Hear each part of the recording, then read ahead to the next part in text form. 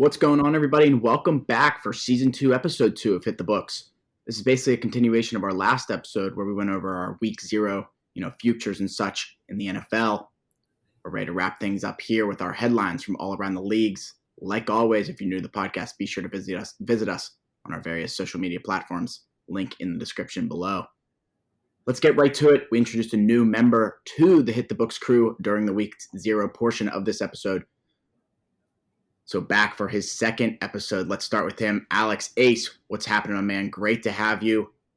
Hit me with your best shot. What's happening? Nothing much. Happy to be here again. Like I said, looking to get rolling in the groove now with the boys. We're ready to roll after that first episode. Got a lot to talk about. Some big headlines to come at you. NFL season right around the corner. MLB playoffs right around the corner. So one of the best times to talk about sports. So I'm ready to go. Good stuff, Ace. Yes, again, very happy to have you week in and week out here. Got a big NFL season ahead of us. Huff, you're up. What's happening, buddy? What's going on, everyone? Happy to be back. Like Jesse said, a little continuation of Week 0. Had a little bit of a run over with some scheduling conflicts, but figured we'd get out in 2 episodes. So we're going to do, like Ace and Jesse said, all the headlines. As far as what's going on, it's the first Saturday of college football. I mean, last week was Week 0 or whatever, but I don't even count that. So big slate of college football games today. That's definitely what I'm going to be doing all day today. So can't wait to get into it. Let's go. Yes, sir. College football today. Very, very excited for that. Got to get my bets in this morning as we were recording earlier than ever. Yes, Ace. Very excited to have you, buddy. Without further ado, let's just jump right in to our headlines. Let's start off with the MLB this week. First up, the Los Angeles Angels announced Tuesday that the organization has initiated a possible sale of the team. Big news out of LA. Huff, you want to start off with this one, buddy? Yeah, I mean, this is a team that a lot of people have been calling for the sale of for the past, so many years in the MLB. Team, a lot of us, we talk about, they have Ohtani and they have Mike Trout. They have 2 of the best stars in baseball, and, they see the final, or they see the box score at the end of the night, and the Angels are losing games, 10-3, and you see Ohtani and Trout doing all these crazy stats, and the team, unfortunately, just can't get it done, not making it to the playoffs since 2014. There's a lot of other teams around the MLB that haven't been to the playoffs in that amount of time, like a team that's hot right now in the Seattle Mariners, and they have their eyes set on maybe, an AL title, maybe even a World Series, appearance. But to look at the Angels situation, I think me being a Pirates fan, this is something I wish would happen with my team. Just get a fresh face in the front office and let things shift around. Obviously, they have stars in the lineup, like I said, Trout, Ohtani. They got Rendon on a 10-year crazy deal a couple years ago, paying him big money, but no salary cap in baseball. There's not really, If you have an owner that's willing to pay, it's been proven you can pay to win in baseball. And in a market like Los Angeles, I think, you get the right owner in there, I think you could have some serious success. Yeah, I definitely agree with that. Angels have always been the Robin to the Batman of the Dodgers in LA, but this team has 2 of the best players in the world right now, and they can't find a way to win. This year was supposed to be a little better than most years. They started the season 25-10 or something like that. They were really hot to start the season, and then they just absolutely fell off. This team had high hopes this year. Obviously, didn't go their way, and I think this owner is just saying time to give up at this point. I wish Nutting would say the fucking same thing. For real. Yeah, I agree that they should definitely look about moving on. After having Ohtani and Trout, the 2 best players in the game, Ohtani coming up on his free agency year 2, I feel like once he leaves and goes to a better market, then they might finally say, hey, we haven't had what's worked with the best players. Should be time to reset. It starts from the top down. Absolutely. And jumping over the Mariners, Julio Rodriguez signs a 14-year contract extension worth $210 million, coming in at $15 million annually. This deal could end up being worth over $400 million with team and player options. I read somewhere like $470 million. Pretty crazy there for the Mariners. Mackie, you want to start us off here? Yeah, I think this is insane. A 14-year contract is absolutely ridiculous. I mean, I guess it's the MLB, and you do see bigger contracts like this, like longer contracts, I would say. But I don't know. He's locked in until he's 38 years old. I mean, I think from a front office standpoint, I think this is a steal from the Mariners side. that's what I'm saying. Yeah, You like get this young superstar locked up for 14 years, and like you say, right now, 15 million annually. I mean, I know you said this deal could end up being worth up, northwards of $400 million, but I mean, if he would have taken a bet on himself deal, you know what I mean, a 5-year, he would have gotten not necessarily the money that Soto was getting clearly, but it's a dude that was obviously a young star all throughout this season, very hyped up coming into this year. And I mean, I don't know too much about them. Like, the Mariners weren't really a team on my radar most of this season, and obviously we started kind of riding them for most of the bets. They got very hot for a span there towards the All-Star break, or before the All-Star break, and I don't know, Ace. You got too much to say on this. I just think it's a steal from the front office standpoint. That was the first thing I thought of when I saw this. Yeah, I'd have to agree with you on that one. I don't have too much on that one right now. yeah, 14-year deal is just. I mean, Yeah, it's like he's such an hitting. upside thing, and like, He's just starting to like go up right now. Like you're not even close to your peak, and you're signing a 14-year contract. I mean, there's got to be a better option here. I mean, $210 is hard to turn down, but or $210 million. Yeah, $210 million is hard to turn down. But I mean, 14 years. That could be an entire career. Yeah. Good stuff. Jumping over, the Tampa Bay Rays and starting pitcher Tyler Glasnow agree to terms on a new 2-year extension. Huff, you want to rip this one for us? Another big name, former Pirate guy, gets a deal. Obviously, this is a guy coming off an injury this year. Ace, he was pretty big piece of the Rays World Series. I mean, I think he was actually hurt, but pretty big piece in the Rays rotation, a team in your division. He's going to be sticking around in, what is that, the AL East? Yeah, definitely the AL East. And Glasnow, everybody was touting him as like one of the next best pitchers in the MLB. So that was tough to see him go down. It's pretty funny that they still find these pitchers out of nowhere. That Rays farm system just is never depleted. So with Glasnow, that'll be a nice addition to that team. They have so many pieces already down in Tampa Bay. Yeah, I mean, I don't know. I don't know if that's a team I could see making another necessarily World Series run.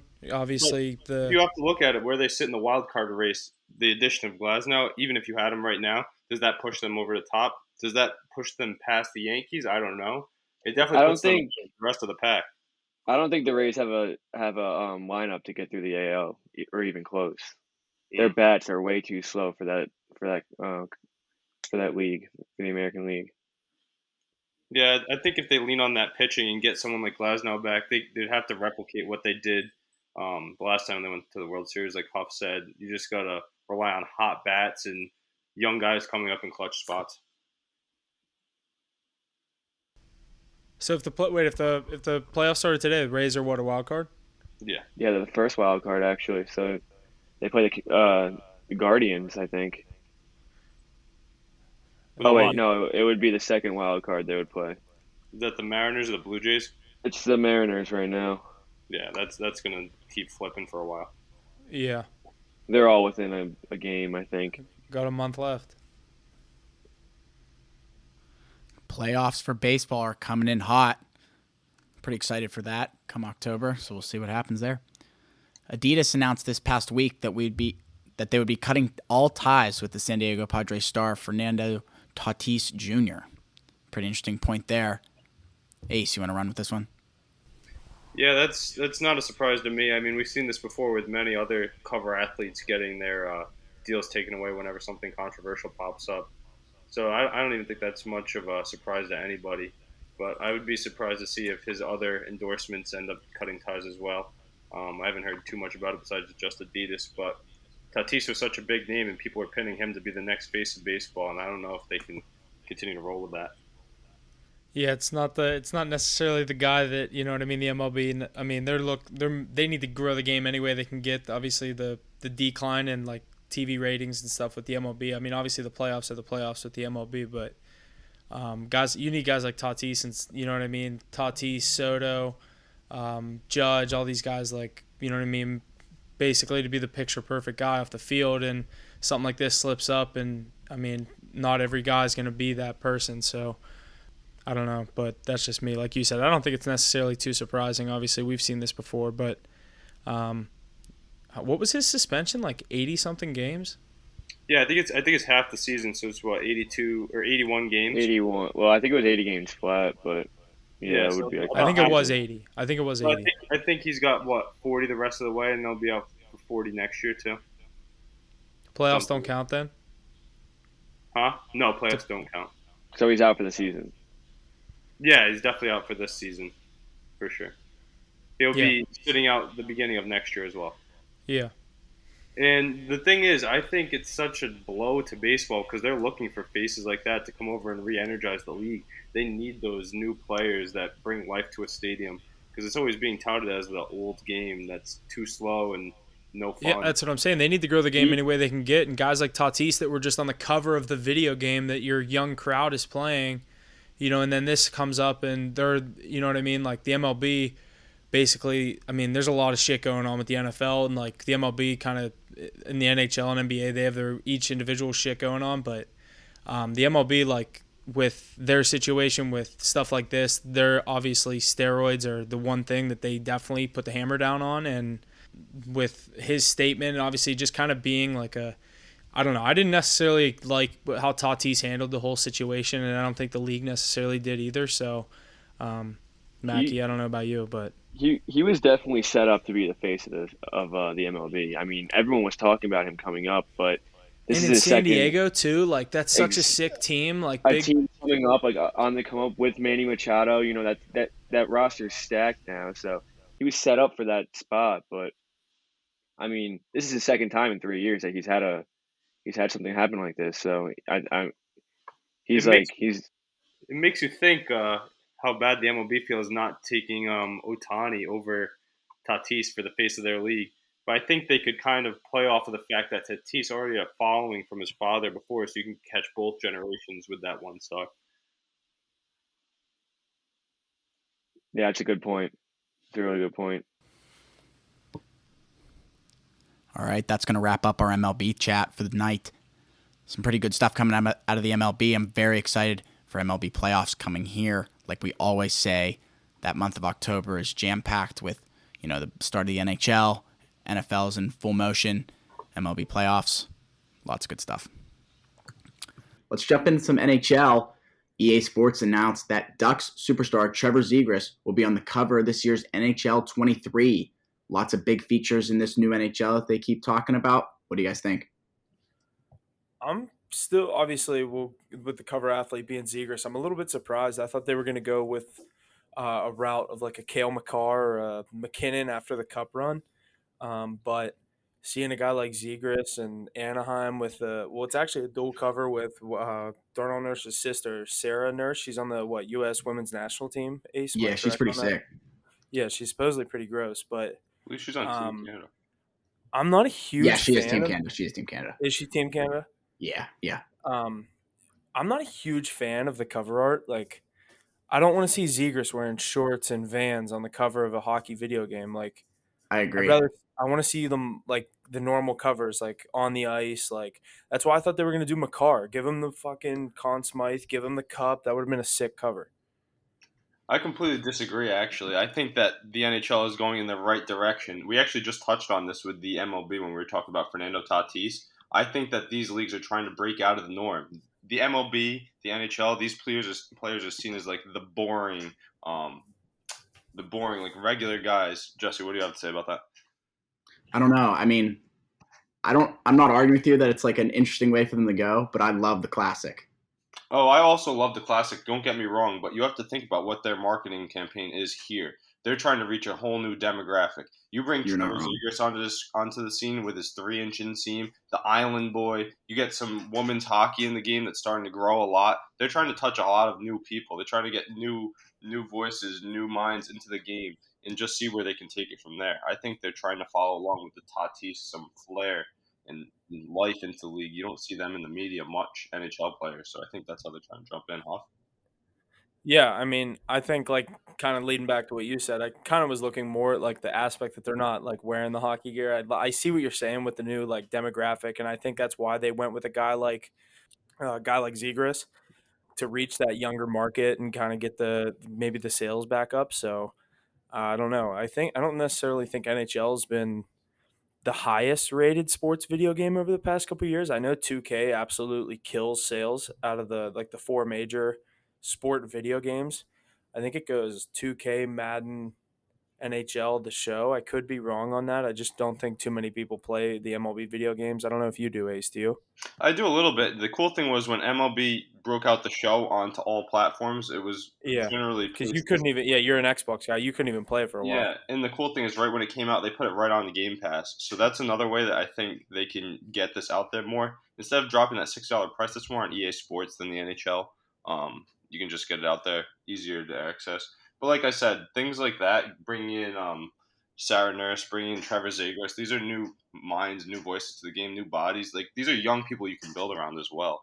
And I think it goes along with the whole new NHL system they're trying to generate in the game. It's all about stick handling and deking and fancy play, and that's what Trevor Zegras excels in.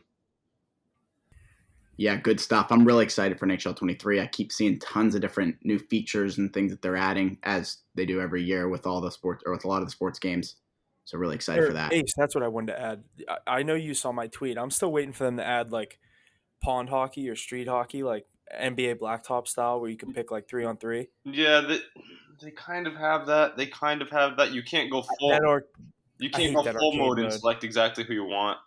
They have the outdoor rinks. They have like the barn. If you go into the world of Chell, especially, that's where you can see more things like that. But yeah, that you can't pick your full lineup. You can pick from a team's lineup. So the best closer you can go is like all star teams, and then play 3-on-3. Exactly. The ball hockey would be sick. I would agree. Deck hockey and ball hockey, that'd be sweet. I like the cross-platform. I'm still pissed they don't have connected franchise mode back because we can't do that in NHL. I think that'd be cooler than Madden because you have to dig so deep in NHL. There's so many games. Yeah, that'd be awesome. Like the roster, you'd have to find because you'd want youth too. You know, like you guys don't play connected franchise like the way I do on Madden. You two would both love it. It's fucking sick. I know I would. I just never have enough people to play with. You develop the teams. Like we have 32 full users through the Discord. It's cracked. Like a website. That's awesome. Yeah. You play advance every 48 hours, so you have 2 days to play one game. Like usually you can find time to schedule a game. It's like 40 minutes, right? Yeah. Like I had Trey Lance in year 6. He's up to like a 96 X factor. It's cool to develop that, but you got to manage the contracts and all that. Free agency. It's pretty cool. See, like awesome. That's what I don't like when I play like franchise mode. I'm like, I don't want to sign my assistant coaches and shit. Yeah, but the other thing is though, you're also playing against computers. If it's full user all around, you can trade with like other people, so it's realistic. Yeah. The free agency is crazy. The draft is cool too. Trading draft picks. Yeah, that is cool. Dang, yeah, lots of good stuff out of the new NHL game. Ready for that. Next up, we got Phil the Thrill Kessel has signed a new deal, keeping his talents out west with a 1-year, $1.5 million deal with the Vegas Golden Knights. I found this quite interesting to see him sign another 1-year deal here out in the West. What do you guys got? Yeah, he's still pretty skilled in the NHL. I mean, he showed that he could put up points in Arizona, even on a pretty young team. They had their moments last year, and they had their couple pretty big wins. I was betting them a couple games last year, but happy to see him go to a team that's definitely on the up and coming with the Bruins coach. What's his name? Ace? Bruce Cassidy. Yeah, I think he'll do good there. Bruce Cassidy is one of the better coaches in the NHL. The funny thing is the Boston Bruins organization roster didn't like playing for him. He's one of those old school coaches. And I think Phil Kessel really fits that mold. It's another reason to go there. He's an older player. He's used to this style of coaching. But Phil Kessel can't thrive any more than he could in the Vegas Golden Knights organization. He's going to slide right in, power play 2 guy potentially, line 3, line 4 guy, mix in, give him some depth scoring. And at a $1.5 million cap hit, that's pretty free for the Golden Knights. Why not take a flyer on a prolific goal scorer like that? Absolutely. The funny thing is I actually just bought his jersey out in Arizona, so looks like I'm going to have to buy another one. A 2-time Cup champ. Right. Yeah, good guy. I like Phil a lot. And with that, we have the Pittsburgh Penguins have agreed to a 3-year contract extension with their head coach, Mike Sullivan. The deal will run through the 2026-2027 NHL season. Pretty good news here, Huff. What do you think about this signing for the Pens in the head coach position? Yeah, absolutely no complaint coming from me. What this guy's done to the team since he's gotten here, playoffs every year, 2 cups. I mean, contenders year in and year out. It's looking like maybe the last dance is coming up soon this year, next year, but um, that's what I wanted to happen. I'm not ready to rebuild. When you got guys like Sid, Malk, and Latang, and like Ace, I know I was chirping you. You bring the same team back and expect a different result. It's like the thing with us has been goaltending every year with the playoffs. You look 2 years back, Jari shit the bed against the Islanders, and you look last year, and it was Louis Domingue against Shesterkin in the first round, and we took him 7 games. So it's like we just have it's for the Penguins. It's been the goaltending, and I think you get that. I mean, I'm not saying you're going to get a completely different result, but I mean, I'll hand it over to you and see what you have to say on this. But yeah, it's kind of obviously I have no complaints with the re-signing of Sullivan. Yeah, that talk on Twitter is just what it is, Twitter banter. It's not true. Absolutely. I hear that those chirps thrown at me a lot, so it's nice to deflect them the other way. I actually like bringing in that big core, and I like Mike Sullivan being the one to lead that. We've seen him do it plenty of times before with this Penguins roster. He's gone through a controlled rebuild where you're really rebuilding your secondary scoring and depth and getting ready for the future whilst keeping your top lines intact. I like keeping Crosby and Malkin. That solidifies your top two center roles, probably the most important position on the team. He's done a good job with the young talent. I like Marino. I like Gensel. I like other guys. Marino's a devil. Oh, he is. I thought they were going to Yeah, sign him long. we traded Marino at the draft. It was kind of random, but What did they I get think for him?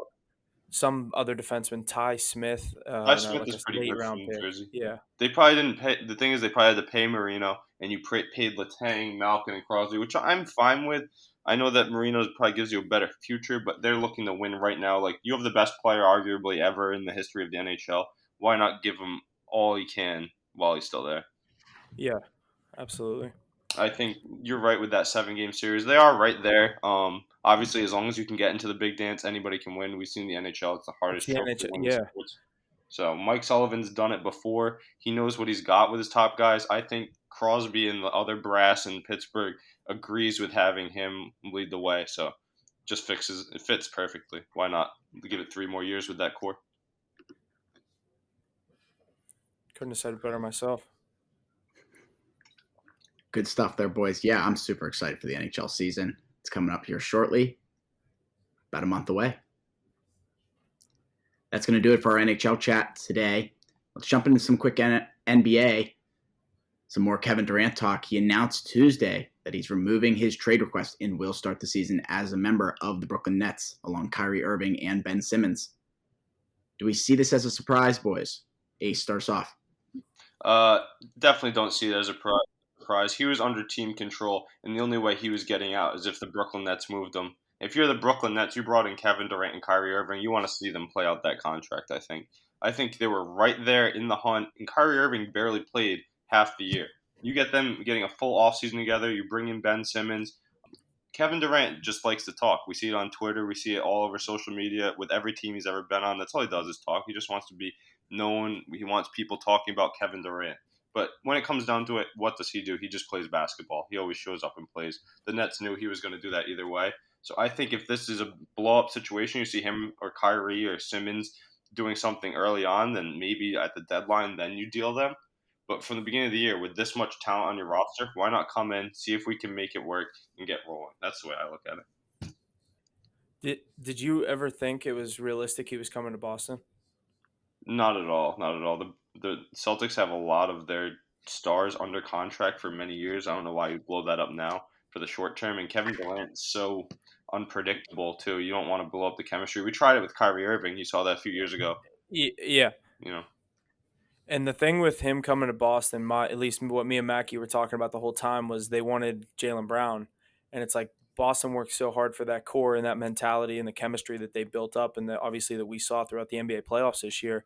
Is that something you want to break up with a player like Kevin Durant that's willing to just jump ship at any given will? We've seen it with the Thunder now, the Warriors now. Now, obviously, we've had the drama with the Nets all offseason, and it's like, is Boston willing to give up a, you know what I mean, a Yeah. legitimate one of their stars for a guy that's obviously Kevin Durant? No discount to him, but like he's gonna make the Celtics better, I guess you could say. But like me and Mackie were saying, if Kevin Durant goes to the Celtics and they don't win the finals, it's a bust. Yeah, so that's another thing I'd like to say. Obviously, Kevin Durant makes your team better right now. How much better is he than Jalen Brown? I don't know. But let me ask you this question: do you think Jalen Brown's hit his peak yet? He's close. You think, yeah, him and Jason Tatum are close. They're right around that magic age. Was it like 27, 28, 26, 26 to 28 is your prime Yeah, in the that's when NBA. you hit your prime. They're not even there yet. They're under team control with good deals. I would like to see them grow. They were one series away from lifting that trophy, right? Against the best 3 point. It took the best 3 point shooter of all time, probably the best trio of all time, one of them at least, to knock Yeah. them out, right? They handled Giannis. They handled Durant and Irving.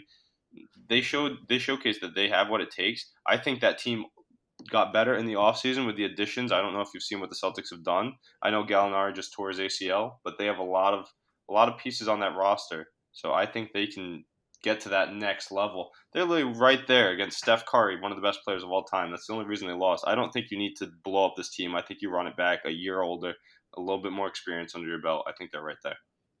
Absolutely. That was my logic on the whole thing.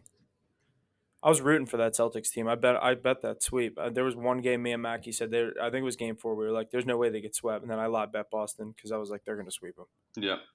Yeah. The way it goes though is like the Celtics are just too young in the finals. That Warriors team was just The Warriors team was just too good. But the Nets, you're right. The sweep, I could see that coming. With Kyrie Irving taking the year off, they just weren't invested. That team wasn't ready to go last year. Um, Yeah. See, like me and Mackie were saying, you can never count out this team though. Like we said, KD, Ben Simmons. If Ben Simmons comes back and Kyrie, yeah, Kyrie Irving was almost a All Star, NBA top two All Team or whatever it is. Only playing 26 games or something last year, whatever he played. yeah, it was You get insane. him playing a It was full insane. season with Ben Simmons healthy. I've always liked Ben Simmons. I know that he can be a cancer, but hey, let's get all three cancers, throw them in a locker room, let's see what comes out. Why not? Yeah, and another big move in the East. Obviously, Kevin Durant staying put, but we see Donovan Mitchell landing with the Cavs. I don't know necessarily what got sent back. I know Sexton went to the Jazz. I don't know about picks, but Laurie Donovan, Markkinen, a yeah, few other. Markkinen. But Mitchell lands in Cleveland. Him and Darius Garland. What do you think they can do? Make any noise in the East? Uh, Jesse, you take this one first. Got what the picks were. 3 unprotected first-round picks, 2025, 2027, and 2029. The rights to 2 pick swaps, 2026 and 2028. Laurie Markkanen, Colin Saxton, and Ocher Agaji. I can't say that. AG. Ochai Agbaji. That's the dude that was on Kansas last year. Yeah, so as you can see, the Cavs really are all in on this team with Mobley, Garland, Allen, Love. Now Mitchell comes in. They have a I, good core. I think it's a great move by the Jazz. We knew they were shutting Donovan Mitchell, right? I think this is the Yeah, biggest haul you could get. You get Sexton; he's already a proved player. You just talked about the kid from Kansas. That's another piece you have. All of the picks and pick swaps gives you a lot of flexibility. Good cap with these contracts too. Markkinen is another elite player. We saw him play. Not elite, but he has the potential to be an elite player. We saw that in Chicago. I think you have a lot of pieces here.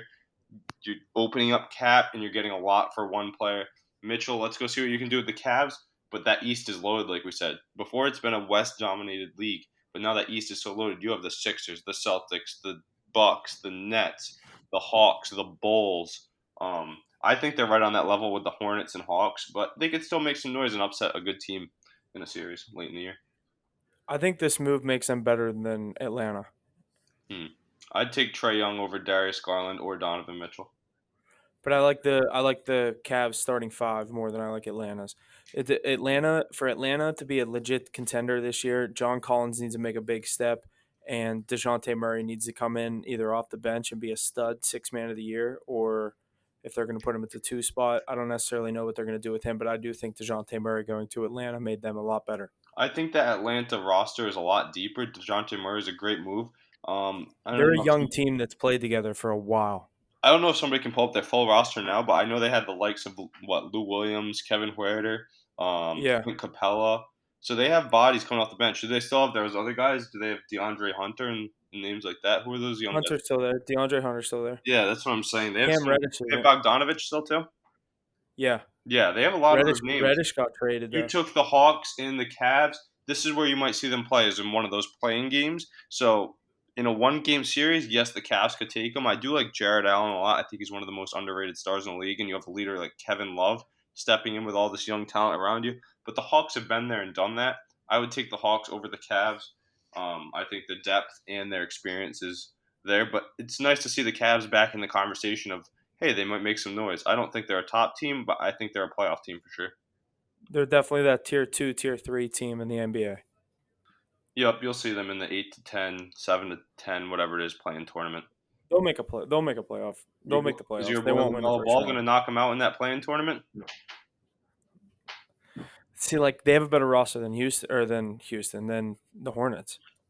But we're just talking about mids here. It could go either way, Yeah. and then they're going to get knocked out by one of the contenders.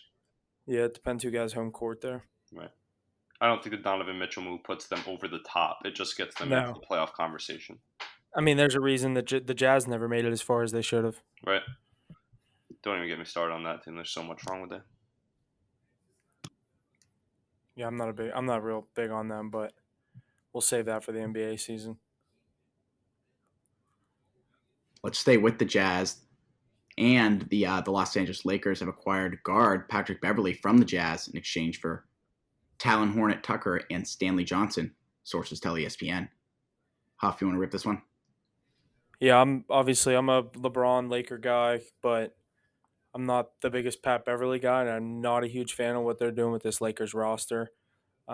Just bringing in veterans around everyone, and they're trading away guys like Talon Horton Tucker, who I thought came off the bench for them and put up valuable points for them in certain points of games in last season. And I don't know. I'd like to see guys like that stick around. Stanley Johnson, another young player that was doing pretty well.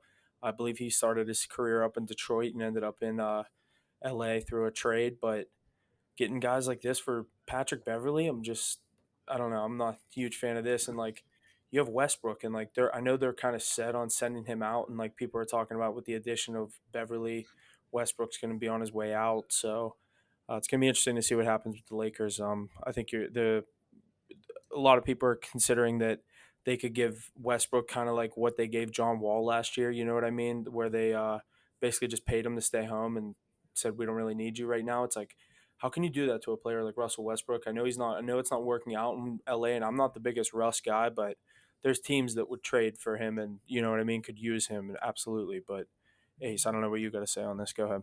You actually made a lot of good points I'd like to respond to there. The Lakers are a very interesting team to look at. Yes, they keep getting older, and everybody's like, why? It didn't work last year. But I think LeBron wants to run it back one more time with this group. They didn't really reach their full potential. They were so hurt. An injured Anthony Davis killed you. I think Russell Westbrook, with another year under his belt, playing so poorly last year, I think he has a potential to step it up. He's one of the best players in the NBA when he's on his game. Pat Beverley, not the biggest fan of him. Coming off the bench for some depth with defense is nice. He shoots the three ball a lot better than expected. I think he's around 34% for his career. Yeah, it's like a playoff mentality thing. Yeah, but in my opinion. But like you said, I wouldn't go in this direction. I'm actually not bad dealing Town Horton Tucker for him. I think his value was at sky high a year ago. I think his value's only declined over last year. I never thought he was a big talent. He kind of burst onto the scene a year or two ago and showcased stuff, but he wasn't even a highly touted draft prospect. So I'm fine with that move. Stanley Johnson, same thing. Hasn't shown too much. And you know LeBron's there. They're going to win now. They don't care about the future. We've seen them blow up this roster time and time again. And if it doesn't work, then I think you see a complete full rebuild around the deadline and you move Westbrook and see what you can bring in. But I think they're going to run it back one more time. Pat Bev, not going to push him over the top. I think he might have gotten a better deal in the booth. I like to see him on the TV. I think he does more there than he does on the court. But he's going to be talking either way, so it'll be interesting to see. Absolutely. Yeah, I think lots of good stuff coming out of the NBA. Obviously, we're kind of in the midst of the offseason. The NBA drama never kind of dies off, but not necessarily too much coming right now. So stay tuned. As like we said, a lot of interesting lineups coming in, what's going to be happening over the next couple of weeks with some of these teams. So week in and week out, I know we're getting into the thick of the NFL season with that getting going next week, but definitely going to stay around in the NBA and NHL whenever we see headlines. We'll be bringing them to you. So Jesse, I'll hand things back off to you to get into the NFL. Yeah, you said it, Huff. Nothing more out of the NBA. NFL next. Derwin James signs a 4-year, $76.4 million deal with the Los Angeles Chargers, making him the highest paid safety in the NFL. Ace, What do you think about this move for the Chargers? Love hearing us talk about some football. Derwin James, love hearing that name. My favorite time of the year. So let's get right into it with some football. But that Chargers defense, we've heard about it all summer, getting bolstered with the likes of Khalil Mack, J.C. Jackson. You have Joey Bosa. You have Kenneth Murray. You have Kaiser White. You have all of these big names on defense, and now you get probably the best safety in the league in Derwin James Jr. ready to go. Give him the bag, and let's make a run right now under Herbie's reign. I think they want this defense to be one of the top units. Your leader, you got to make him happy and make sure everybody stays together and rallies around them and is ready to go. I think it's a good payment by the Chargers, but they need to win within that term or else it's going to look bad on them. Yeah, absolutely. I think it's kind of like what you said. The team is in a win now state. You have the young quarterback under the rookie deal, not necessarily having to pay him right now. You can pay a lot of guys on the defense, like we've seen, bring in Khalil, re-sign Derwin James, bring in J.C. Jackson, all the names that you just listed. So, like you said, Chargers are in a win now mode mentality, I guess you would say. And I've been pretty adamant with my standpoint on Brandon Staley. I don't necessarily think he's the coach to get it done, but it's a tough AFC. We're gonna have to see what the Chargers can do. They got a tough. They're in the hardest division, let alone a tough conference. Yeah, they're going to have to be reining in the likes of Patrick Mahomes, Russell Wilson, and the new Derek Carr, Devontae Adams, Darren Waller, three-headed monster. So I think you might want to bolster up that defense. And when we talk about who's going to win that division, you're going to be looking at all of these prolific offenses. Yes, they can all score, but who can stop them from scoring? And this unit, led by Derwin James Jr., is the top unit in the AFC West. Absolutely. Solid move there by the Chargers, signing Derwin James. Let's move into some starters talk. A couple of the teams that were having quarterback battles throughout the training camps have named their starters, one of them being the Seattle Seahawks naming Geno Smith their starter, Carolina Panthers naming Baker Mayfield their first quarterback. What do we think about this, Huff? Yeah, I think a lot of us, or a lot of people, obviously, they kind of knew the Carolina situation when Baker got there, not necessarily them being too high on Sam Darnold and what he's done in his career in Carolina, but bringing in Baker, it's a new look offense. You get McCaffrey back off injury. They bring in a guy we'll talk about in a second, Laviska Shenault from Jacksonville, a nice wide receiver. They got DJ Moore. They have a nice defense in Carolina. I think good things could come out of this team. But as far as Baker, I'm not too surprised to see him starting, and I'm very hyped to see the West Virginia Mountaineer Geno starting up in the Pacific Northwest, taking over for. I guess I have to stay a Seahawks fan for another year with going from Geno or going from Russ to Geno. But Ace, I'll hand things off to you. What do you got to say on these two quarterbacks being named starters? Definitely love Geno Smith, Hail Dub V, but that Seahawks team is nothing to talk about. I don't even want to talk about it anymore. I'm getting sick talking about it right now.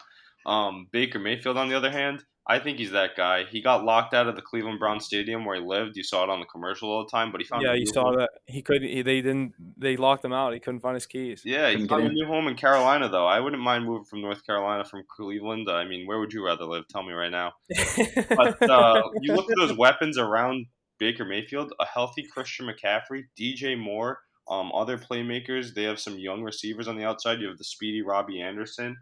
I think they took Terrence Marshall Jr., right? They have him. He's their three. So they have bodies there. You have Chuba I Hubbard. said they. We said they brought in Chenault. Yeah, they brought in Laviska Shenault Jr. I forgot about that. That's a great move as well. So Baker Mayfield has better weapons than he's had his whole career in Cleveland. He had a downtrodden Odell Beckham Jr., an injured Jarvis Landry, an overrated Austin Hooper. He had the running game, but I think you even upgrade from Nick Chubb here with the do-it-all Christian McCaffrey, potentially the most explosive player in the league. I think they could make a playoff run. If not, they're going to miss out, be between 8 and 9 wins. But Baker Mayfield is going to showcase he's a starting quarterback in the NFL. Yeah, it's also interesting to see that the Carolina Panthers invest in all of these quarterbacks. They drafted Matt Corral, who suffered an injury in camp. He was one of the top quarterbacks in the draft. And now you have the number 1 and number 3 pick from the 2018 draft on your quarterback roster. This might be one of the most loaded QB rooms in the league, but let's see if any of them actually pan out. Yeah, exactly. They have a lot of potential, but obviously Baker winning a playoff game, obviously the most proven out of the three, with Corral being the rookie and suffering the season-ending injury. We're gonna have to wait till next year to see him. But like you said, Darnold and Baker in the same room. It's a former number 1 and overall 3 pick. So, like we said, I think Baker is the better of the two. So I think he makes Carolina a bubble playoff team. Yeah, I definitely would agree. I mean, so much talent around them. That defense is actually more loaded than the offense too. You have Brian Burns. You have who else is back there? That secondary has a lot of speed. I know they're really young, like Jeremy Chin. J.C. Well, Horn. yeah, exactly. They have a lot of potential though, so I'd like to see it. It's a pretty weak NFC. It's the weaker conference this year. One of the weaker divisions. You have a Brady coming out late. You have Jameis Winston with no more Sean Payton in New Orleans and a lot of The moving way the pieces. way the Panthers schedule works out, they can start out hot. Yeah, I could see that someone's gonna steal a playoff spot at 9-8, 8-9, and it might be them. They could be battling with like whoever's in second place in the NFC East. Eagles. Eagles or Cowboys, whoever has 9 wins. Yep. And then your third team from the NFC West will be right there with them. Yep. Just because they got beat up in the division. I like that. Alrighty, and next, the Dallas Cowboys left tackle Tyron Smith has suffered a torn left hamstring during practice on Wednesday that'll keep him out indefinitely. This could cost him most of the 2022 NFL season. Bad news here for the Dallas Cowboys and Tyron Smith. Ace, what do you think? I still think the Dallas Cowboys are the number one team in the NFC East. I mean, they have nobody else out there to compete with. Yes, the Eagles bolstered that roster on both sides, but we've seen these Cowboys suffer injuries on that O-line for years. The last year, they were depleted. The year before, they lost Jack. I mean, they go through injuries, and they always have a next man up mentality. I know they fold when it comes to playoff time, but look for them to still excel in the regular season. I think they have one of the weakest schedules in the league this year. It makes sense if you play 6 divisional games that you should be favored in. I know that Eagles team, like I said again, a lot of hype around them. I think there's enough talent. Dak Prescott, he's a mobile quarterback. He might be able to make up for it. The only person I think this could hurt a lot would be Ezekiel Elliott, lose some strength in that block and O line. He's been regressing his whole career, but I still think it's time to take Dallas seriously and let them win that division again. I mean, at plus odds too. That's crazy. I think the odds probably got even better. I don't know if anybody's checked that. They were at 120 a while ago, but I think they might be higher now, closer to 200 without their starting left tackle. Yeah, I'm not really too high on Dallas this year. I think it's going to be very dependent on what guys like Zeke can do. I know they have the weapons in CD Lamb, Dak, another year with Dak back, but Dak, CD, they need guys like I think they lost Gallup. It's going to be questionable when he's coming back. I think he's sitting around like the mid-season comeback, but they do have the studs on the defensive side of the ball: Micah Parsons, Trayvon Diggs, just to say the two big names. But yeah, I think a lot of good things are coming out of Dallas, but it's going to be interesting to see if they can make the playoffs. But you hate to see your number 1 left tackle go down in the preseason. Yeah, like you said, they also have some depth though. Like they have guys that were playing last year on that line. On the defense too, you mentioned Parsons and Diggs, can't forget them. But you have names like Leighton Vander Esch, Anthony Brown, Kelvin Joseph, Malik Hooker. I mean, there's this defense is a lot better than we recently saw in previous years from Dallas. I also like the draft pick of Jalen Tolbert. I think Tony Pollard really comes on, so your depth is going I to love rise. Pollard. I was waiting for you to say I like Pollard, but you were talking defense, and I really like him on the offensive side of Yeah, the ball. Jalen Tolbert at wide receiver 3, behind Gallup and Lamb. We know Gallup and Lamb are established receivers, and they're going to make that next step, I think, into a top 20, top 15 spot. I think Lamb, this is the year he goes top 10. We all thought it was him coming out of college. It's a little bit slower. It kind of regressed by the Dak injury and Amari Cooper being there, but now he's the guy. I think Lamb takes the next jump to top 10. And I also like Dalton Schultz. I think they still have Blake Jarwin. They have good tight ends in that room, and they also still have a lot of strength on that offensive line. I know you lose a big piece. It's a team. It's a team that's been together, so it's like you can't count them out in a weak division. Dak Prescott, former MVP candidate. Let's see if he does that this year. He'd have to do it on his own without the left tackle now and without Amari Cooper. So maybe he gets his respect if he can put it together year long. Yeah, we'll have to see. I think the Eagles come out on top in that division, but that's going to be interesting. Good stuff. The Washington Commanders star defensive end Chase Young was placed on the reserve or players unable to play list This means that Young will miss at least the first 4 games of the season. Big loss here for the Commanders. Ace, what do you think? Can you come at me with that again? Sorry, I was trying to pull up the headlines. Yeah. Ace, you think this is a big loss for the Commanders? Yeah, it definitely is. Chase Young is definitely a Defensive Player of the Year candidate. I think some of the people had them picked to be that or comeback Player of the Year, and him missing any more time is even nerve-wracking too. He's such a young guy in his career. Another injury here. It's like, oh God, you see these freak athletes, someone like J.J. Watt that's had their careers hindered by injuries. I mean, whenever he's on the field, we know he's a game breaker, best player out there. But without him, this weak team is going to take a big blow. Yeah, I'm big on Chase Young. I think the past couple of years, the up and coming of that Washington defense has been kind of centered around the addition of him with the number 2 overall pick right behind Burrow, and you got guys like him, Sweat, Payne. They got studs all around the defensive side of the ball. I think they were a little hyped up last year with all the injuries they had, but it's going to be interesting to see this another team in the NFC. It's going to be interesting to see what they can do with a guy like Carson Wentz, who has been there, done that, just hasn't done it over the past couple of years. I'm not necessarily too high on him, but Washington is another very interesting situation. They locked up a guy like Terry McLaurin. They have, like we said, guys on the offensive side of the ball, Antonio Gibson. I'm kind of drawing a blank on a couple of their other receivers, but it's going to be interesting to see if they can get it done. Weak division, again, weak division. Yeah, some people pick them to finish as like one of those wild card teams we were talking about.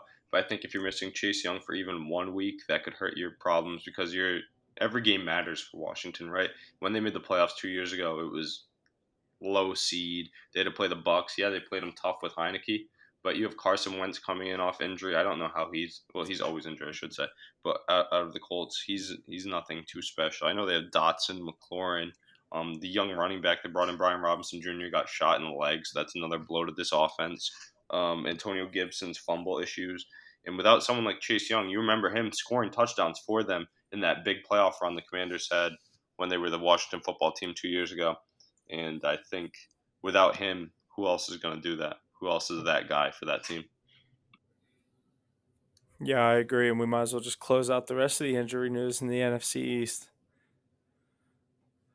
Yeah, the New York Giants rookie defensive end Kayvon Thibodeau expected to be out for 3 to 4 weeks after initial tests reveal a sprained MCL. Giants are still hopeful that he can be ready for a Week 1 matchup against the Tennessee Titans. Defensive end for the Giants. Big loss here for Giants. What do you think, Huff? Yeah, rookie coming in with, I forget what pick they took him with, but it was a very high pick. What was it, fifth, Ace? Eighth? They had the fifth and eighth, or they had 2 picks in the top 10. I think it was 5th. Yeah, but obviously you don't want to lose your first round pick this early, but definitely let them get back. Obviously the Giants, not too much coming out of the Giants kind of expectations this year. So, but definitely a stud on the defensive side of the ball and someone that the Giants are going to be wanting to have on their roster and on the field over the next couple years, let alone this season. So definitely hope he gets back to 100% quickly by, they said, hopefully week 1, but we'll have to wait and see. Definitely a big miss for this Giants team that is looking to improve upon these poor seasons they've had. Take him at 5th overall. You were hoping he could step right onto the field and be a game changer, game breaker. They need somebody that's going to do that. I mean, regardless if he's playing or not, I'd like to check in a few days before that first game. You know he's the 5th overall pick. He's going to want to go, but this organization might hold him out to make sure he stays healthy. Regardless, I don't think this is his year. The NFC East is terrible, and the Giants are the worst team in it. I think they can finish in the bottom 2 of the whole league with the Bears this year. Not high on them at all, so I would play it safe with Thibodeau.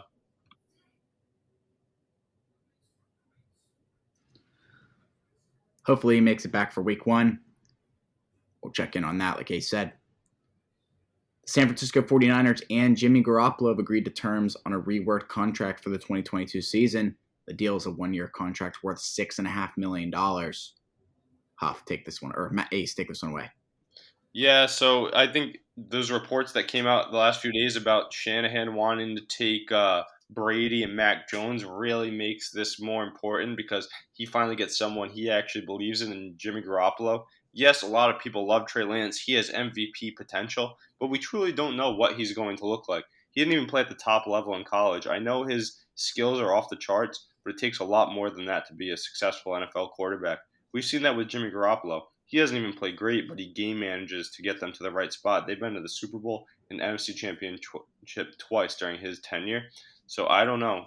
He has some safety net with Garoppolo, but he spent a lot of money to make him the highest paid backup quarterback in the league. But this shows you that Shanahan really trusts this type of quarterback, a pocket passer, game manager, over a prolific Trey Lance. So if he comes in and he can't be that guy, then Jimmy Garoppolo is going to step in and fulfill the role that he had the last 3 years. Yeah, and back to what you said, obviously everyone's talking very high on Trey Lance, and they kind of just solidified that if shit does kind of hit the fan with the 49ers offense with Trey Lance, they're not scared to pull the plug on it and go straight back to what's worked and what's got them to the NFC Championship game the past 2 years. Yeah, I mean, Jimmy Garoppolo catches a lot of hate, but he's been pretty successful. He has the Super Bowl rings for experience to prove from it. Yeah, he didn't get them himself, but he was there with the best quarterback of all time, learned a lot from him, brought this offense, this team to the Super Bowl, to the NFC Championship, where they were one dropped interception away from going back again last year. I mean, Jimmy Whiskey Garoppolo tart. shows he has what it takes. He has the ice in his veins. He might not be the best quarterback, but he can get you where you need to be. This roster is so good that someone like Trey Lance might try and do too much and it might not work out. You bring in Jimmy Garoppolo, he plays safe, he plays slow, and he plays into Kyle Shanahan's offense. So I don't know. Maybe Shanahan has his guy waiting in the wings in case like Trey Lance isn't that good. Yeah, I necessarily didn't think he was going to go anywhere, so this didn't surprise me too much. But yeah, I'm going to be interested to see how Trey Lance works out and what this ends up looking like later on down the road. I'm also pretty excited to see the usage of Debo Samuel. We've heard a lot of rhetoric over the offseason about him not wanting to play in that running back role to have longevity, but I think that was just complaining to get a contract. They paid him, and now he said he'll do whatever it takes to win because he truly is a football player, winner. I think Yeah, Debo Samuel is one of the best players in the league. So very interesting to see how one of the best offensive mind utilizes this roster. yeah, absolutely. I think a lot of good things coming from the 49ers. It's going to be interesting to see what they can do, so we'll keep our eyes on them. Yeah, I'm super excited for that QB battle. Definitely keep tabs on that. Staying out west, the Las Vegas Raiders wide receiver Devontae Adams sit on the Pivot podcast with Ryan Clark, Fred Taylor, and Channing Crowder. He's the best QB to play the game. It was the way he has the Michael Jordan effect. He's going to make you play better. He's going to bring out your best just by being on the field. Good point there by Devontae Adams. Yeah, Ace, I don't know if you watched this interview with him and Ryan Clark and all them. So he was kind of talking about obviously Aaron Rodgers and kind of the connection that he had with him in Green Bay. So interesting to hear him say this. I think this is kind of a little rebound back from whenever he said it's easy to go from one Hall of Famer to another Hall of Famer. I think this is kind of his rebound back to kind of kiss Rodgers' ass a little bit. But Devontae's a stud. He's the best receiver in the league, in my opinion. But yeah, that's kind of all I had to say on this. So go ahead. Yeah, I mean, Devontae Adams is just saving face here, you're right. Obviously, he doesn't want to. I think the first quote was taken out of context. He's talking up his guy Derek Carr. He played with him all in college, right? He knows how good Carr can be, one of the most underrated quarterbacks in the league.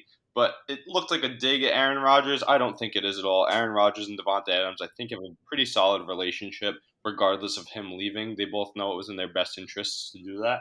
So yeah, he's just saving face here. I think he's ready to roll. He can also cheer on Aaron Rodgers in Green Bay unless they meet in the Super Bowl. There's not too much overlap between Green Bay and Las Vegas. Las Vegas, my dark horse, though, um, of the season, of course. Check out the other episodes to hear about that. Yeah, good stuff. Staying in the Sin City, the Raiders have released 2021 first-round pick Alex Leatherwood. Leatherwood would be claimed off waivers this Wednesday by the Chicago Bears. Ugh, jeez, I'm yawning after that pick. That guy has been a nobody in the league for years to come. He's not going to make a difference wherever he ends up. That shows you how bad this Raiders offensive line is, though. They need some help there. That's the only issue with this Raiders team is Derek Carr, not a mobile QB. How is he going to fare behind a weak O line? Josh McDaniels can do as much as he wants on offense, but the game is won in the trenches. Alex Leatherwood, another bad pick by the Raiders, showcasing again. And he's going to the Bears. Go Right. Bears. The Bears. I mean, they're the worst team in the league. They could call it me, and I could come block for Justin Fields. They're getting through either way. Yeah, I don't got too much to say on this. Like you kind of hit all the points right on the head with the Raiders picks over the past couple of years just not working out, and this is another one. 1 year in, you cut this guy. Like The Raiders' I guess, roster is stacked, but then you look at their offensive line, and you're like, shit. yeah. Interesting move there off waivers. Interesting point here. During UFC 278, Dana White said in an interview with Rob Gronkowski that he was in the process of working a deal to bring Brady and Gronk to the Raiders. The deal ultimately fell through because their head coach at the time, John Gruden, was reportedly not interested. I also got another question for you, man. I know when Tom was a free agent about like 3 years ago before he went to Tampa, you gave him a recruiting pitch on why he should join the Vegas Raiders. What went wrong with that recruiting pitch that you gave him? So I would have bet. I'm the one. I worked to put that deal together for Brady and Gronk to come to the Raiders, and it was almost a done deal. And at the last minute, Gruden blew the deal up and said that he didn't want him. And all hell broke loose, man. It was crazy, and Brady was already looking at houses, and it wasn't being said yet that Gronk was coming. So Las Vegas would have had Brady and Gronk the year that the Bucs won the Super Bowl, except Gruden blew the deal up. And there's so much story that goes along with this behind the scenes, and I was never going to tell that story till Gronk just said it, but yeah. And Dana, Let me tell that you is what, Brady exactly was what not happened, happy. and you just told the story. That is exactly what happened. Wow. Breaking news. Wow. You sent me with the Gronk. John Gruden screwed up. Tom Brady, Gronkowski going to the It Raiders. worked out for the best, and I'm glad it did not go through. Really? Yes, I am glad it did not So go you through, said if you man. went to the Raiders, y'all wouldn't have won the Super Bowl? Yes, no, I mean, it all worked out for the best, man. I'm Okay. glad we went to Tampa, man. It just worked out. I love that place. Yeah, I think we go to Vegas enough already. Yeah, exactly. Exactly. That would have been a little dangerous with you playing in Oh, Vegas. hell Exactly. no. I am not glad For that us. that deal didn't go through. All right, Ace, did you see this? Yeah, I did. I love Dana White. Great guy, but why are we taking him for a credible source? I mean, it probably is true. Why not? Everybody's trying to court Tom Brady to come. He's the best quarterback of all time. But Dana White giving me my football news, I'll leave that to Adam Schefter and Ian Rappaport. That's what I said. I was like, why is Dana White trying to act like he's like some big shot in the NFL? Yeah, that's what I'm saying. It's probably because he's so tight with Brady, Gruden. He's an elite person, like a lot of money. Definitely talks to people that sorts or has connections with people that do. But yeah, Brady. I think there was already rumors of him going to the Raiders that year. There was rumors of him going to the Niners. Everybody was trying to figure out how can I bring in Tom Brady. But then when they actually looked at it, they were like, all right, this might not be the best move. Yeah. So no big news there. I mean, Brady was courted by everybody, and he will be again after this season. That's going to wrap up all the headlines we got in the NFL. Let's jump into our quick college football segment. Nick Saban, the head coach of Alabama's football program, has signed a deal securing him with them through 2030. He will turn 79 that year. The contract ends. Jeez. Dude deserves a blank check. I mean, I know he got like $11.5 million, but what he's done for this football program and year in and year out, national champ. It's not even like, is this team going to make the playoffs? It's like, is this team going to win the national championship? They're the betting favorite year in and year out. Last year they played a stud Georgia team, and that was a rebuild year for Alabama. I think what Nick Saban's done for this football program is you look around all around the country, every college is trying to emulate what Alabama's doing. And hats off to Nick Saban. He's arguably the best. He's arguably the best college coach to ever do it. I agree with you, Huff. You're definitely right. Alabama is always that team. Like, we think they're going to win every year. Why not give them the blank check? It's Nick Saban. When you ask the common fan what college football coaches you know, Nick Saban comes to mind every time. I mean, he's always producing NFL talent. He's got the recruits. He's got the wins. He's got the pedigrees in the SEC. I mean, what else do you want from him? He's there year in, year out. The only thing that could hurt his legacy is the college football field opening up to 12 teams in the near future. I mean, then you could start seeing some upsets from a lesser team. But right now, he's stacked up against the regular teams that he's handled time and time again. So pay that man his money. If not, somebody else will. Absolutely. Man deserving of what he's given to, or deserving back what he's given to that organization. So good stuff there for Nick Saban. Last point here, a sellout crowd of 70,622 for number 17. Pittsburgh's season opener against longtime rival West Virginia set a record for the highest attended sports event to be played in Pittsburgh. It's being from Pittsburgh, that's pretty cool. Pretty happy that I was around the stadium for that. Didn't make it into the game, but it's a good time. I've been to countless amounts of Steeler games. We were driving into town to go to our hotel for this game. It was, dude, we sat on a ramp for an hour and 15 minutes. There was just fucking people walking everywhere. Pitt, West Virginia, Pitt, West Virginia. It was insane. Like Steeler games, it's a lot more civil because everyone's Steeler fans.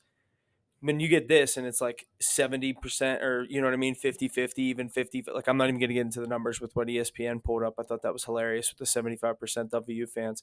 It definitely was more WU fans in my opinion, but I don't know. This was crazy. Compared to a Steeler game, it was absolutely nuts. That definitely looked like a time. As a former Mountaineer, as you all know, I definitely wished I could have been there, but being in Rhode Island is kind of far away. So I saw everybody there, and I was living precariously through your stories, Snapchats, videos, and all of that. It looked like a time of life, but a point I have to make is even here in Rhode Island, a state that doesn't value college football, I had people texting me, what time's the WVU game? What time's Pitt playing? So ESPN built this up the way they should. The Backyard Brawl hasn't been around in over 11 years. Bring it back, showcase it, 7 o'clock ESPN, and the people tuned in. We had people of all different backgrounds tuning in saying, wow, look at the Pittsburgh Panthers. They're a pretty good team. West Virginia Mountaineers, they're one of the top teams. I want to start following college football. And the game delivered. A 38-31, I believe, was the final score. They couldn't have had a better game. Yeah, that's a masterpiece right there. Coming down to the final play, overturned with seconds left on the goal line. I mean, what else do you want? Yeah, it didn't work out in our favor, but that was a highlight for the season to start off. Yeah, and from both teams' standpoints, I think if you're a Pitt fan, you can look at the new quarterback Slovis and say that, you know, you have a bright offense coming in, and with the new offensive coordinator, you look at West Virginia with JT Daniels. I think a lot of good things came out of West Virginia's offense. I'll hand things back off to you. I just want to add the 2 points about the quarterbacks looking pretty well in the game. Like you said, 38-31. I know JT Daniels threw the late pick, but obviously hit right off for Bryce Ford Wheaton's hands. Right into the Pitt defensive backs. Tough break for Ford Wheaton after right in his hands. Tough break for him, tough break for Daniels. They both showcased well and as an underdog in a tough territory.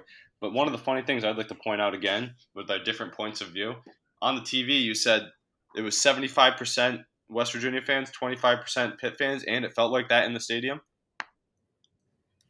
No, I wasn't in the stadium. Yeah, but by the looks of TV, it didn't look like that in the stadium, but outside, there was a dominating amount of. That's what I was going to say. The TV was only showcasing Pitt fans. I know the West Virginia fans were there, but they were refusing to put them on. But that's how they did. That's how they do it. They were showcasing the Pitt sideline. That's what was on TV. That side of the fans. Yeah. That blue pops on them yellow seats. Mm-hmm. They're bright blue. Oh yeah. I think ESPN. That was a sick uniform game. To quote Pat I agree. ESPN hates West Virginia. They definitely like Pitt more because they have guys like Louis Riddick and like prominent Pitt alumni in their, you know what I mean, on their roster talking sports.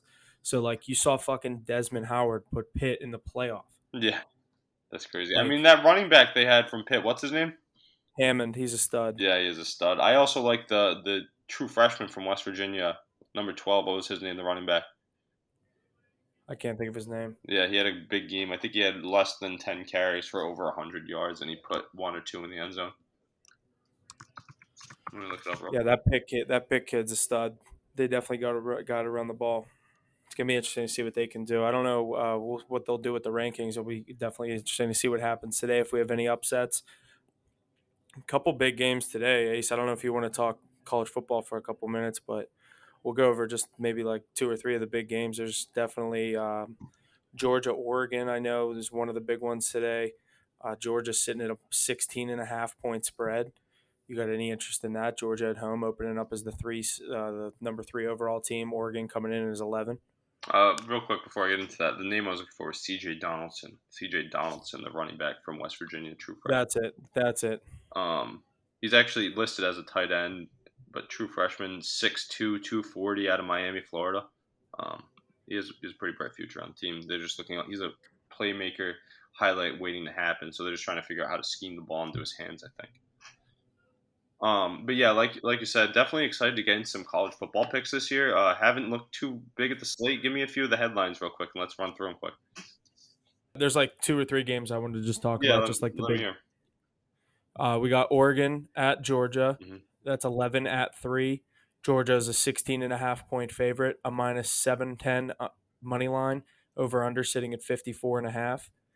And the other game we could get into is number 5, Notre Dame is visiting Columbus at Ohio State. Number 2, a 15.5 point favorite, minus 820 money line, and over under sitting at 59.5. Yeah, when I hear those 2 games, the first one that comes to mind is the Notre Dame Ohio State game. That Georgia game, I'd like to take them with a point 16.5, so very high, but don't know too much coming to week 1. You know, they're the defending champs at home, but the other game really does make sense to me. I don't know if you guys saw the quote. What's the Notre Dame head coach's name? Freeman. Yeah, he gave his quote the other day. He was being interviewed, and they told him the spread. He's like, "What did you say the spread was?" And he heard that. He's like, "That's bulletin board material." So I think you can come in and they've been talking about it all week. Plus 15.5, you said? Yeah. Yeah, that's a lot of points, 2 touchdowns, especially the way Notre Dame plays football. They play slow. They have a good defense, you know? They might keep this close. They're a nationally televised team. I mean, they're not going to get blown out in week 1. Dude, you can tease Georgia to minus 9.5, Notre Dame to plus 22.5, a two-leg teaser. Georgia Georgia minus 9.5, Notre Dame plus 22.5, 2-leg teaser plus 100. All right, NCAA football. I'm probably taking that. That's solid. Well, let me look through all the games real quick. Is there anything I like? NC State against ECU. I feel like NC State should blow them out, right? Yeah. I saw them play last year against BC. They were gross. I like how we have a Sunday night game, LSU, Florida State. NC State. Why are the Tar Heels underdogs at Appalachian State? Is it because they just... they just lost a bunch of people, and App State's actually decent. BC and Rutgers, it's a weird game. Cincinnati is terrible now. Does Arkansas still have Felipe Franks? No way, right? No way, I don't think so. Why is Houston only -4 at UTSA? I like, just ripping off a few, I like Utah money line minus 128. I like Arkansas minus 6.5. Like Old Miss minus 21. And I like my teaser. Kentucky if you can get Kentucky at minus 13.5, I like that as well. How's Coastal now? I'm not too sure. Same with Liberty since they lost Malik Willis. We've been so focused on preparing for the NFL, I haven't really done my college football research. No, that's why it's week 1. You can't. It's harder to predict than the NFL though. Yeah, that's I don't ever go heavy on the first week of either one. I'm putting together a fat money line parlay of all the stud teams I like right now. I'm gonna do that for like $5 just so I can watch up and go, oh, I got that. Yeah. Oh, I got that. Yeah. Who's your pick for the national championship? Ooh. Off the dome? Off the dome. Give me a second. Let me finish looking at this slate and I'll give it to you. I'm almost done. I'll rip through the odds while you're doing that, all right? All right. So, on FanDuel, I'm looking at the top odds to win the national championship of college football. Alabama is sitting at the favorite at plus 180.